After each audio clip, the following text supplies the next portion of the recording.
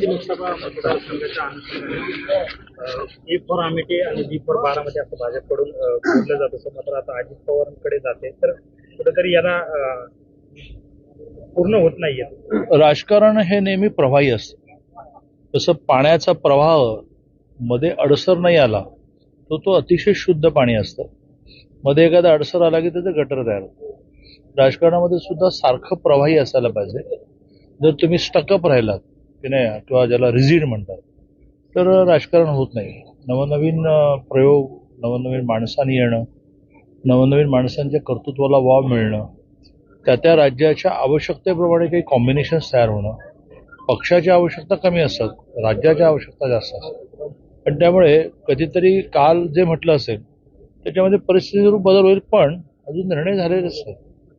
मुलींच्या बाबतीमध्ये तुम्ही जो निर्णय घेतलेला आहे हात बदलू त्या निर्णयाच्या जे काय तो लागू कधी होणार आहे?